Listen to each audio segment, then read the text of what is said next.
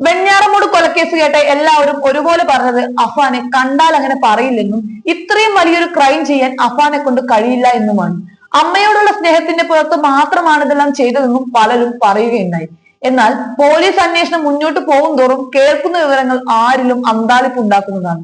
നമ്മൾ കഥകളിലും മറ്റും കേട്ടിട്ടുള്ളതിനേക്കാൾ ഭീകരമാണ് അഫാൻ ചെയ്ത കാര്യങ്ങൾ എന്ന് വേണം പറയാൻ. കൊലപാതകങ്ങൾ നടന്ന ദിവസം കടക്കാർ ആരെങ്കിലും വീട്ടിൽ പണം ചോദിച്ചു വന്നാൽ അപായപ്പെടുത്താൻ അഫാൻ മുളക് പൊടിയും വാങ്ങി വീട്ടിൽ സൂക്ഷിച്ചിട്ടുണ്ടായിരുന്നു.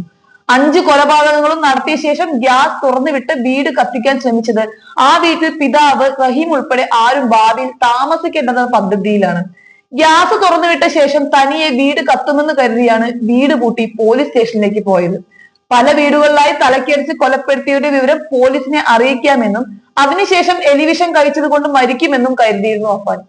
ആത്മഹത്യ ചെയ്യണമെന്ന ഉദ്ദേശത്തിൽ എലിവിഷം 20 രൂപയ്ക്ക് വാങ്ങിയതായി അഫാൻ പറഞ്ഞിട്ടുണ്ട്. ഇത് കഴിച്ച ശേഷമാണ് സ്റ്റേഷനിൽ എത്തിയതെന്നും അഫാൻ പറയുന്നു. എലിവിഷം കഴിച്ചത് രക്തപരിശോധനയിലും വ്യക്തമായിരുന്നു. ആദ്യഘട്ട തെളിവെടുപ്പുമായി അഫാൻ എല്ലാ അർത്ഥത്തിലും സഹകരിച്ചിട്ടുണ്ടെന്ന് പോലീസ് പറയുകയുണ്ടായി.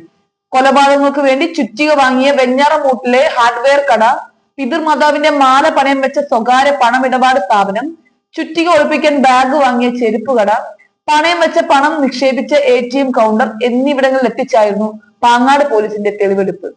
കട ഉടമകളും പണമിടപാട് സ്ഥാപനത്തിലെ ജീവനക്കാരും പ്രതിയെ തിരിച്ചറിഞ്ഞിട്ടുണ്ട്. എത്തിയ എല്ലാ സ്ഥലങ്ങളിലും ആൾക്കൂട്ടം ഉണ്ടായിരുന്നതിനാൽ വൻ പോലീസ് സുരക്ഷയിലാണ് തെളിവെടുപ്പ് പൂർത്തിയാക്കിയത്. അതേസമയം കുടുംബാംഗങ്ങളെ കൊലപ്പെടുത്തിയതിന് പുറമെ പെൺ സുഹൃത്തിനെ കൂടി വകവരുത്തിയതിന്റെ കാരണവും അഫാൻ വെളിപ്പെടുത്തുകയുണ്ടായി. നിർവികാരനായി മുഖത്ത് ഒരു ഭാവ വ്യത്യാസവും ഇല്ലാതെയാണ് അഫാൻ കാര്യങ്ങൾ വിവരിച്ചത്. തനിക്ക് ഫർസാനയോട് പ്രണയമല്ലെന്നും കടുത്ത പകയാണ് ഉണ്ടായതെന്നുമാണ് പുതിയ വെളിപ്പെടുത്തൽ. പണയം വെക്കാൻ നൽകിയ മാല ഫർസാന പലപ്പോഴായി തിരികെ ചോദിച്ചതാണ് വൈരാഗ്യത്തിന് കാരണമായി ഇയാൾ പറയുന്നത്. അഫാന് മാല നൽകിയ വിവരം ഫർസാനയുടെ വീട്ടിൽ അറിഞ്ഞിരുന്നു. അതോടുകൂടി മാല തിരികെ നൽകാൻ ഫർസാന സമ്മർദ്ദവും ചെലുത്തി. ഇതാണ് കടുത്ത പക തോന്നാൻ കാരണമായത്. ലത്തീഫിനെയും ഭാര്യയെയും കൊലപ്പെടുത്തിയ ശേഷം ലത്തീഫിന്റെ മൃതദേഹത്തിന് മുന്നിലിരുന്ന് അഫാൻ 3 തവണ സിഗരറ്റ് വലിച്ചു.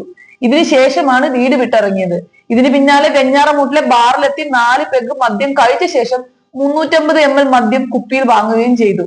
ഇതിനുശേഷമാണ് മാതാവ് ഷെനിക്ക് സുഖമില്ലെന്ന് പറഞ്ഞ് ഫർസാനയെ വീട്ടിലേക്ക് വിരിച്ചു വരുത്തിയത്. പേരമരയിലെ വീട്ടിൽ ഇന്നലെ തെളിവെടുപ്പ് നടത്തുന്നതിനിടയിലാണ് അഫാൻ ഇക്കാര്യം വെളിപ്പെടുത്തുകയുണ്ടായത്. പിതാവിന്റെ കാർ പണയപ്പെടുത്തിയത് ഫർസാനയുടെ മാല തിരികെ എടുത്ത് നൽകാനായിരുന്നുവെന്നും പോലീസിനോട് പറയുകയുണ്ടായി. കുഴിമന്തി വാങ്ങി തിരികെ എത്തിയ സഹോദരനെ അഫാൻ ഹാളിൽ കൊണ്ടുവന്ന് കൊലപാതക വിവരങ്ങൾ ധരിപ്പിച്ച ശേഷം തലക്കടിച്ച് കൊലപ്പെടുത്തി. അടികൊണ്ട് തറയിൽ വീണ സഹോദരൻ അഫാനെ നോക്കി പിടഞ്ഞു മരിക്കുന്നത് കണ്ട് അഫാന്റെ നിയന്ത്രണം പോവുകയായിരുന്നു. തുടർന്ന് രക്തമെല്ലാം കഴുകി ഡ്രസ്സും മാറി കയ്യിൽ കരുതിയിരുന്ന മദ്യത്തിൽ എലിവിഷൻ ചേർത്ത് കഴിച്ച ശേഷം വീട്ടിൽ നിന്നിറങ്ങി ഓട്ടോയിൽ പോലീസ് സ്റ്റേഷനെ കീഴടങ്ങി. മാതാവിനെ തലക്കടിച്ചതിന് ശേഷം മരിച്ചുവെന്ന് കരുതിയ ശേഷം മുറി പൂട്ടി താക്കോൽ തൊട്ടടുത്ത ടോയ്ലറ്റിലെ ക്ലോസറ്റിലിട്ട് ഫ്ലഷ് ചെയ്യുകയായിരുന്നു. തെളിവെടുപ്പിനിടെ പോലീസ് താക്കോൽ കണ്ടെത്തിയിട്ടുണ്ട്. മനസാക്ഷിയുള്ള ആർക്കും ചെയ്യാൻ പറ്റുന്ന കാര്യങ്ങളല്ല അഫാൻ ചെയ്തത്. ഒരു സൈക്കോ കില്ലറിനേക്കാൾ പ്ലാനിംഗ് ഉണ്ട് അഫാൻ ചെയ്ത കാര്യങ്ങൾക്കെന്നാണ് പോലീസ് പറയുന്നത്. സമൂഹത്തിൽ അതിക്രമങ്ങൾ ഇങ്ങനെ വർദ്ധിച്ചു വരുന്നതിന്റെ കാരണം മതിയായ ശിക്ഷ ലഭിക്കാത്തതാണ്. അഫാന്റെ മുൻപിൽ നീതിപീഠം തന്റെ പേന ശരിയായ രീതിയിൽ ചലിക്കട്ടെ എന്ന് നമുക്ക് പ്രത്യാശിക്കാം.